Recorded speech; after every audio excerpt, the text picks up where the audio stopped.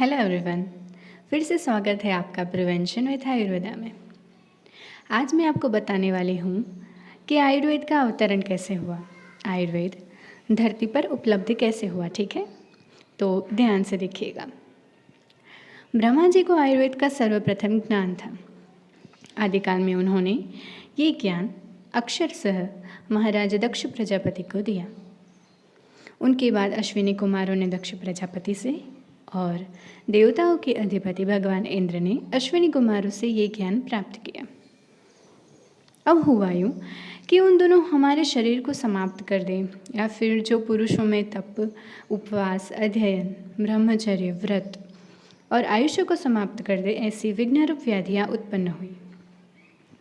तो परोपकार की भावना से सभी ऋषिगण हिमालय के पवित्र प्रदेश में आकर इकट्ठे हुए। अब ये नहीं होता कि कुछ समस्या हुई है तो हम मीटिंग्स करते हैं और उसका निवारण ढूंढने के प्रयास करते हैं।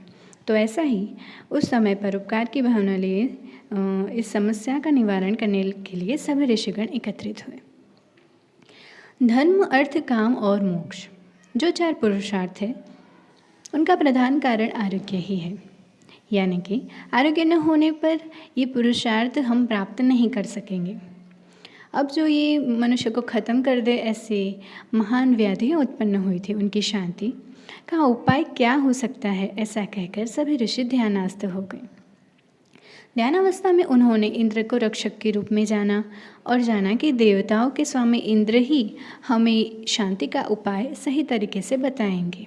अब ये तो पता चल गया है कि क्या करना है, पर सवाल ये था कि करेगा कौन। तभी ऋषि भारद्वाज ने कहा कि इस शुभ कार्य के लिए उन्हें नियुक्त किया जाए। सभी ने सम्मति दे दी और ऋषि भारद्वाज इंद्र के पास गए और कहा कि मनुष्य का विनाश करने वाली जो व्याधियाँ उत्पन्न हुई हैं, उनके शमन के लिए आप मुझे उपाय बताइए।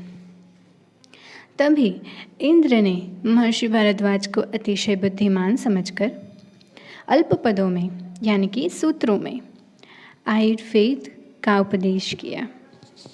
तब ऋषि भारद्वाज ने, जिसका अंत और पार नहीं है, ऐसे 30 स्कंध युक्त संपूर्ण आयुर्वेद का तन्मय बनकर सत्वर यथावत ज्ञान प्राप्त किया और दीर्घ आयु की प्राप्ति की।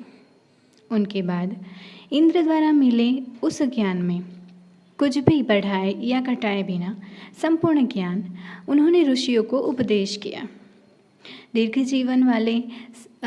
जीवन की इच्छा वाले सभी ऋषियों ने जन समुदाय के लिए हितकारी और आयुष्य की वृद्धि करने वाले आयुर्वेद को भारद्वाज के पास से ग्रहण किया। उनके बाद ऋषि भारद्वाज के शिष्य आत्रेय पुनर्वसु ने प्राणी मात्र के प्रति आत्मीयता की बुद्धि रख संपूर्ण प्राणी पर दया करने के लिए 6 शिष्यों को आयुर्वेद का उपदेश किया। तो इसी प्रकार आपको समझ आ गया होगा कि आयुर्वेद सर्वप्रथम ब्रह्मा जी से लेकर दक्ष प्रजापति, अश्विनी कुमार, इंद्र, ऋषि भारद्वाज, उनके शिष्य पुनर्वसु आत्रेय और उनके 6 शिष्य के द्वारा धरती पर अवतरित हुआ।